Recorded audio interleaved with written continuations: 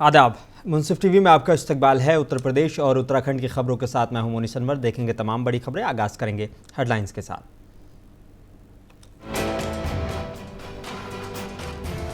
Central minister Rajnath Singh ने लखनऊ से नामांकन किया दाखिल। उत्तर प्रदेश और उत्तराखंड के सीएम की रही मौजूदगी।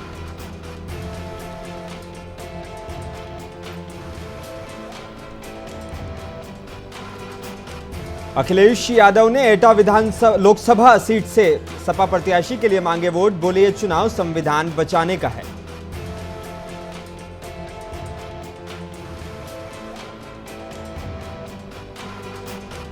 महज गाली देने पर कर दिया था दोस्त का कत्ल। आरोपी को बुलंदशहर पुलिस ने किया गिरफ्तार।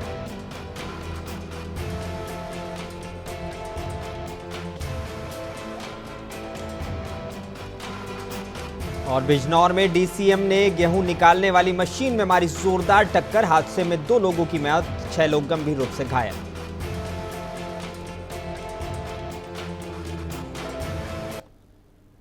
आइए बुलेटिन की शुरुआत करेंगे कुछ अहम और बड़ी खबरों के साथ। केंद्रीय रक्षा मंत्री और लखनऊ लोकसभा सीट से बीजेपी के उम्मीदवार राजनाथ सिंह ने आज अपना नामांकन पत्र दाखिल कर दिया है। इस दौरान उत्तर प्रदेश के सीएम योगी आदित्यनाथ और उत्तराखंड के सीएम पुष्कर सिंह धामी मौजूद रहे। इससे पहले राजनाथ सिंह ने सीएम योगी और यूपी के डेप्यूटी सीएम ब्रजेश पाठक और अन्य बीजेपी नेताओं के साथ रोड शो किया। रोड शो में उनके समर्थकों में जबरदस्त उत्साह नजर आया और वो जीत के लिए यकीनी दिखाई दिए।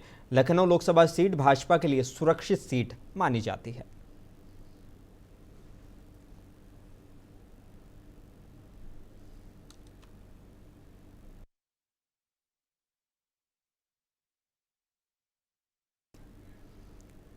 लोकसभा चुनाव के मद्देनजर समाजवादी पार्टी के राष्ट्रीय अध्यक्ष अखिलेश यादव ने एटा लोकसभा सीट से समाजवादी पार्टी के प्रत्याशी देवेश शाक्य के समर्थन में संविधान बचाओ रैली को संबोधित किया।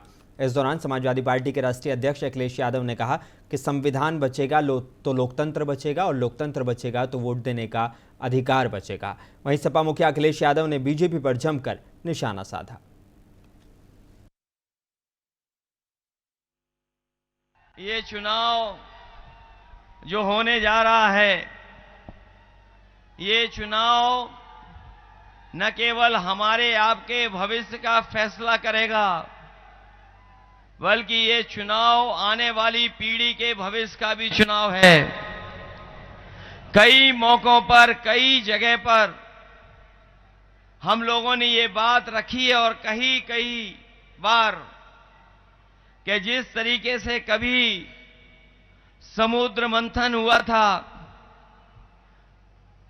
ये 2024 का संविधान मंथन होने जा रहा है। एक तरफ तो वो लोग हैं जो संविधान को खत्म करना चाहते हैं और दूसरी तरफ वो लोग हैं जो संविधान को बचाना चाहते हैं। एक तरफ वो लोग हैं जो संविधान के भक्षक हैं और यहां पर मैं देख रहा हूं इस मैदान में जितने लोग खड़े हैं और इनके सहयोगी साथी वो लोग हैं जो लोग बाबा साहब भीमराव अंबेडकर जी का दिया हुआ संविधान की रक्षा करना चाहते हैं। यहां पर जो जन समर्थन है वो इसके लिए भी है कि समाजवादी पार्टी इंडिया गठबंधन जीते और साथ ही साथ हमारा जो संविधान है वो बचे। संविधान बचेगा तो हमारा लोकतंत्र बचेगा और लोकतंत्र बचेगा तो हमारा आपका एक वोट देने का जो अधिकार है वो बचने का। उत्तर प्रदेश के बांदा के जीआईसी परिसर पहुंचे उत्तर प्रदेश के डेप्यूटी सीएम ब्रजेश पाठक ने जनसभा को संबोधित करते हुए बड़ा बयान दिया है। उन्होंने कहा कि ये चुनाव धर्म और अधर्म के बीच चल रहा है। 2014 से 2024 तक भाजपा ने गरीब कल्याण योजना के लिए पक्का मकान देने का काम किया है। भाजपा के द्वारा जल जीवन मिशन के तहत हर घर में जल पहुंचाने का काम किया जा रहा है। उन्होंने कहा कि समाजवादी पार्टी ने सिर्फ लूटने का काम किया है। पार्टी के लोकप्रिय प्रत्याशी आदरणीय आर के पटेल जी के समर्थन में जिस ढंग से लाखों की संख्या में लोग आज बांदा में नामांकन सभा में शामिल हुए हैं। इससे प्रतीत होता है कि पटेल जी प्रचंड बहुमत के साथ एक तरफा जीत रहे हैं। ये जीत मोदी जी की गरीब कल्याण योजनाओं की जीत है जो जन जन पहुंची हैं। वैसे भी चित्रकूट बांदा की धरती प्रभु की धरती है और यहाँ से निकली आवाज पूरे देश में जाएगी।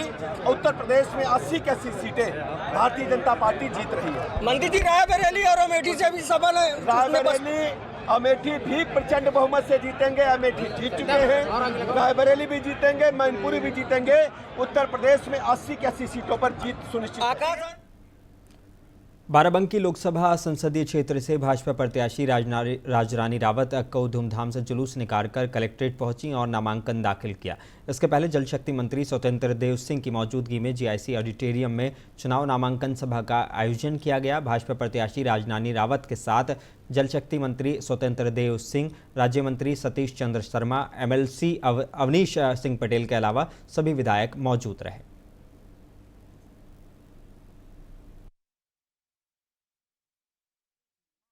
श्री प्रधानमंत्री जी का आशीर्वाद मुझे प्राप्त हुआ है। उनके नेतृत्व में, यशस्वी मुख्यमंत्री जी के नेतृत्व में और पूरे जनपद में, उत्तर प्रदेश और जनपद के सभी हमारे नेतृत्वकर्ता और देवतुल्य कार्यकर्ताओं के साथ में बाराबंकी की ये बेटी और ये बहन और बहू, ये बाराबंकी को जनता को विश्वास दिलाती है कि उनके अथक प्रयासों से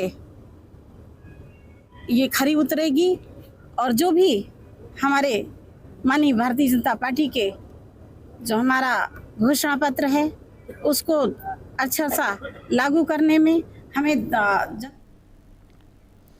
बहुजन समाज पार्टी के नेशनल कोऑर्डिनेटर आकाश आनंद ने सीतापुर जिले में चुनावी जनसभा के दौरान भारतीय जनता पार्टी समेत उन सभी विपक्षी दलों पर जमकर निशाना साधा।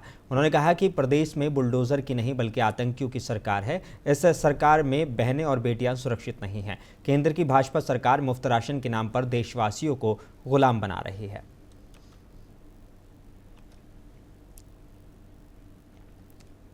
उत्तर प्रदेश के जौनपुर में छठे चरण को होने वाले मतदान के लिए आज पहले दिन भाजपा के जौनपुर और मछली शहर दोनों लोकसभा के प्रत्याशियों ने अपना नामांकन पत्र दाखिल किया। नामांकन के बाद एक विशाल जनसभा का आयोजन किया गया।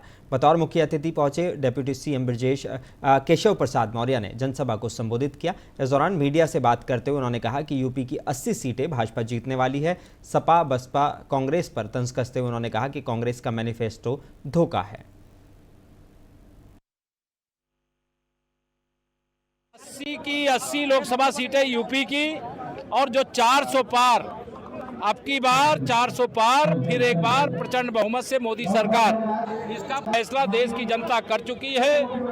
2014 में मोदी जी के नाम की हवा थी, 2019 में आंधी थी और 2024 में मोदी जी के नाम का तूफान चल रहा है। कमल खिलेगा तो जौनपुर भी खिलेगा, मछली शहर भी खिलेगा, यूपी खिलेगा और हिंदुस्तान भी खिलेगा, ऐसा लोगों का भरोसा है। लोकसभा सीट मैनपुरी में डिंपल यादव के चुनाव प्रचार में उनकी बेटी अदिति यादव भी कूद गई हैं। अखिलेश यादव की बेटी अदिति यादव मां डिंपल यादव के लिए मैदान में डटी हुई हैं। उन्होंने लोगों से मिलकर 7 मई को वोट करने की अपील की। इस दौरान मौजूद महिलाओं ने माला पहनाकर जोरदार स्वागत किया। अदिति यादव ने ग्रामीणों को संबोधित करते हुए कहा कि हम सब लोग मिलकर एक ऐसी सरकार बनाएंगे जो महिलाओं को सशक्त रखे, युवाओं को नौकरी दे और बच्चों की शिक्षा बेहतर कर सके। समाजवादी पार्टी ने हमेशा किसानों, महिलाओं और युवाओं के हक की बात करी है। इसलिए मेरा आपसे निवेदन है कि मैनपुरी के विकास के लिए, हमारे समाज में समान अधिकार के लिए, सबके समान अधिकार के लिए और समान मौके के लिए आप आने वाली 7 तारीख को समाजवादी पार्टी को वोट दीजिएगा। हम लोग मिलकर एक ऐसी सरकार बनाएंगे जो महिलाओं को सशक्त रखे और युवाओं को नौकरी दे और बच्चों की शिक्षा बेहतर से बेहतर करे। धन्यवाद। जय हिंद, जय समाजवाद। लोकसभा चुनाव 2024 के तीसरे चरण के मतदान के लिए सभी दलों के नेता चुनाव प्रचार में लगे हुए हैं। कोई निजी तौर पर जनता से जाकर मिल रहा है तो कोई सोशल मीडिया कैंपेन के जरिए लोगों से जुड़ रहा है। इसी बीच मैनपुरी से भाजपा के प्रत्याशी जयवीर सिंह ने प्रचार का एक नया तरीका अपनाया। कैबिनेट मंत्री बैलगाड़ी पर सवार होकर जनता के बीच पहुंचे। जसवंत नगर सपा का गढ़ माना जाता है। यहां से शिवपाल सिंह यादव विधायक हैं और यहां से सपा को लोकसभा चुनाव में बड़ी लीड मिलती है। जसवंत नगर विधानसभा इलाके में मैनपुरी लोकसभा इलाके का ही है और ये एक हिस्सा है।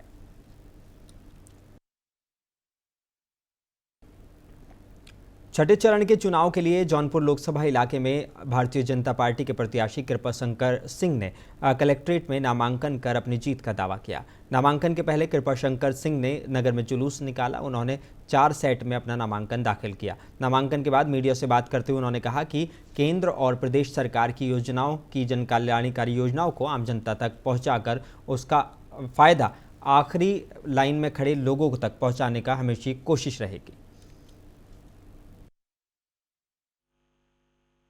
सबसे पहली बात है कि मुझे आदरणीय प्रधानमंत्री नरेंद्र मोदी जी ने और भारतीय जनता पार्टी के शीर्ष नेतृत्व ने मुझे जौनपुर 73 लोकसभा से भारतीय जनता पार्टी का प्रत्याशी बनाया और हमारे साथ निषाद पार्टी, हमारे साथ राजभर की जी पार्टी, हमारे साथ अनुप्रिया पटेल का अपना दल, ये 3 हमारे सहयोगी दल हैं। उनकी तरफ से नामांकन भरा गया है और मेरा पहला काम होगा कि लोगों का विश्वास जीतना। कितने सेट में नामांकन किए हैं?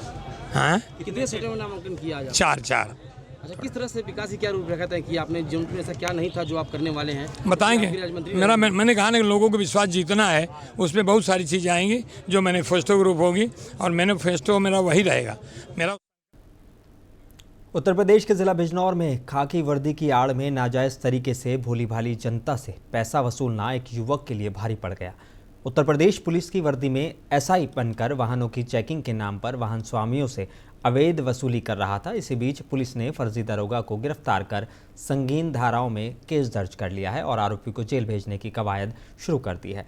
बिजनौर के नगीना रोड से वाहनों की चेकिंग करते हुए आरोपी को गिरफ्तार किया गया है। पुलिस से आरोपी ने बताया कि कई बार उसने पुलिस और होमगार्ड की नौकरी के लिए अप्लाई किया, लेकिन कामयाबी नहीं मिली बल्कि बेरोजगारी मिली, जिसकी वजह से फर्जी दरोगा की वर्दी पहनकर अवैध वसूली के दलदल में फंसता चला गया। एसपी देहात रामर्ज ने मीडिया को जानकारी दी।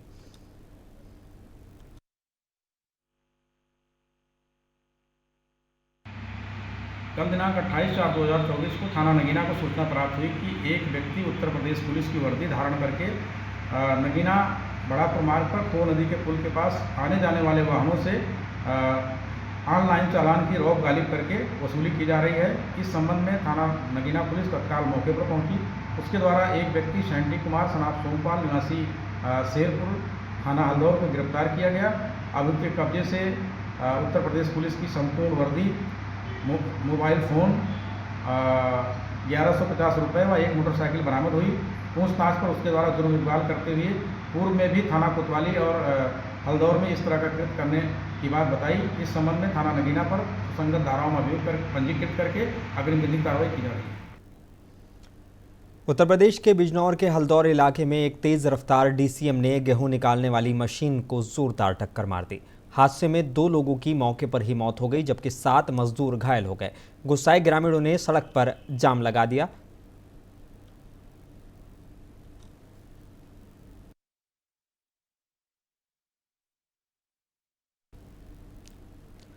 उत्तर प्रदेश के कुशीनगर में दबंगों के डर से तंग आकर ब्राह्मण के कई परिवारों ने अपने मकानों पर "ये मकान बिकाऊ है" लिखकर पोस्टर चस्पा कर दिया है, जिसके बाद पोस्टर सोशल मीडिया पर जमकर वायरल हो गया।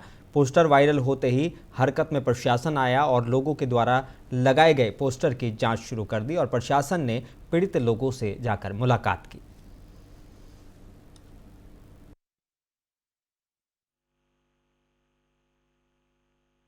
तारीख को अपने घर से ड्यूटी जा रहे थे।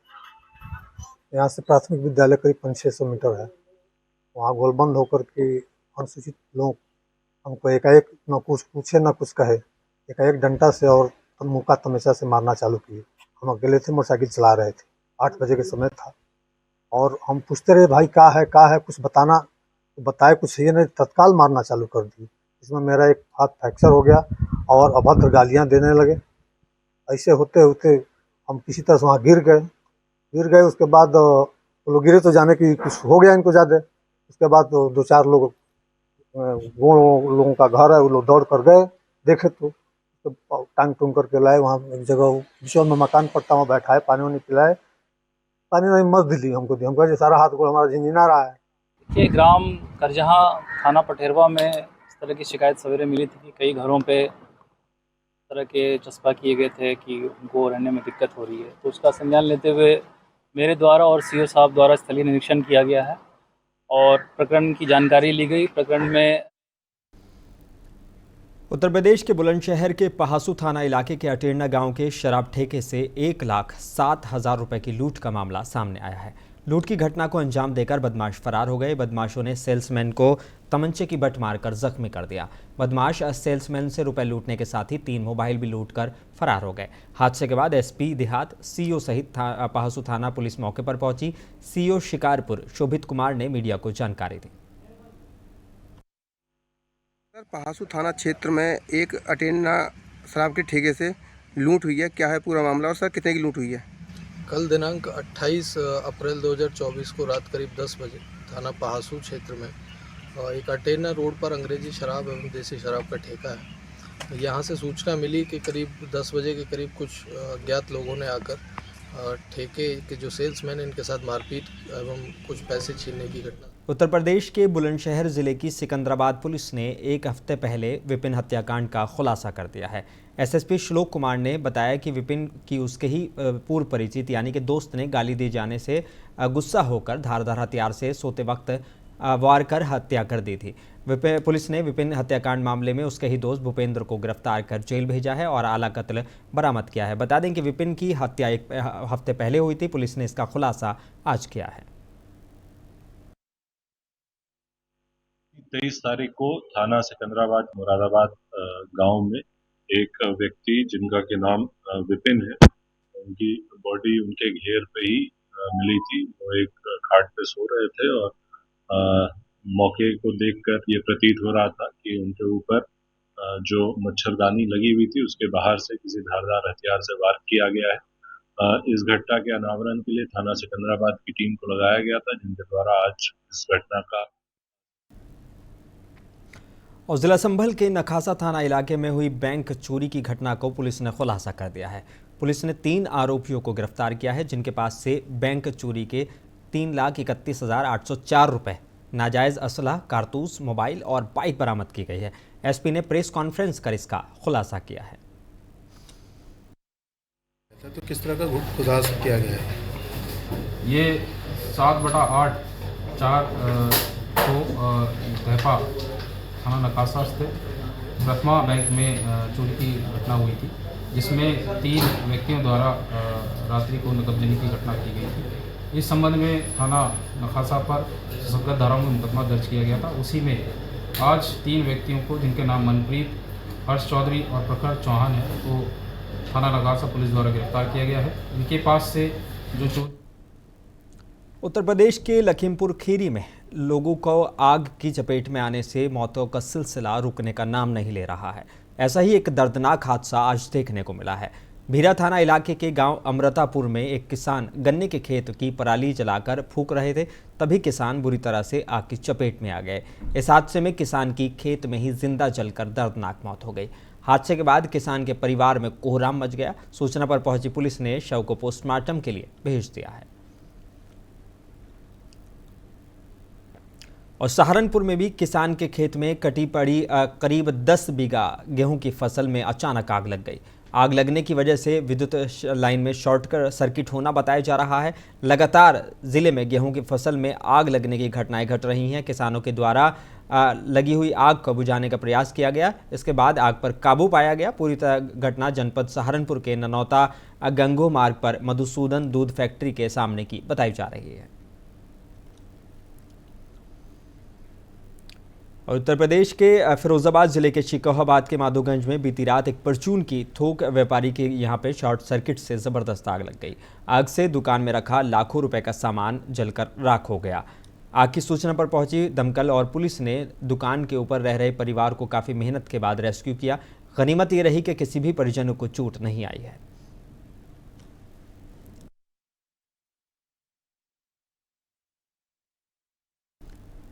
और उत्तर प्रदेश के जिला सिद्धार्थनगर के इटवा तहसील इलाके के हटवा गांव में ग्रामीण खौफ में हैं और बता दें कि जब पता चला कि गांव में एक तेंदुआ घुस आया है, देखते ही देखते हर तरफ चीख पुकार गूंजने लगी। लोग जान बचाने के लिए घरों की छतों पर चढ़ गए। इस बीच तेंदुआ और गांव के जोशीले जवानों के बीच जबरदस्त मुठभेड़ भी हो गई, जिसमें तेंदुए के हमले से कई ग्रामीण जख्मी हो गए हैं, जिनको पुलिस ने अस्पताल पहुंचाया। मौके पर नायब तहसीलदार सहित वन विभाग की टीम भी मौजूद है, लेकिन अभी तक तेंदुए को पकड़ा नहीं जा सका है।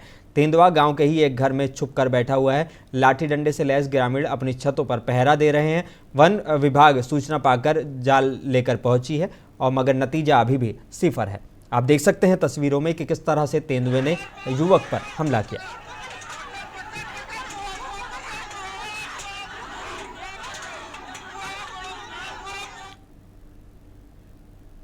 और जहां पूरे जिले में आगामी लोकसभा चुनाव 2024 को लेकर आला अधिकारी 100% मतदान कराने के लेकर जनपदवासियों से अपील कर रहे हैं, जबकि जनपद सिद्धार्थनगर के बांसी तहसील इलाके के जालेखोर के ग्रामीणों ने इस बार सरकारी तंत्र और जनप्रतिनिधियों के रवैये से नाराज होकर लोकसभा चुनाव के बहिष्कार का ऐलान कर दिया है। ग्रामीणों का साफ तौर से कहना है कि कुछ दिन पूर्व गांव में अज्ञात कारणों से लगी आग लग गई थी, जिसमें फसल से गांव के कई घर जल गए थे और अभी तक प्रशासन की तरफ से कोई जिम्मेदार न तो गांव में आया और न ही शासन प्रशासन से सभी को उचित मुआवजा दिया गया। आज से नुकसान का उचित मुआवजा नहीं मिला तो वो लोग 2024 लोकसभा चुनाव में मतदान का पूर्ण रूप से बहिष्कार करेंगे।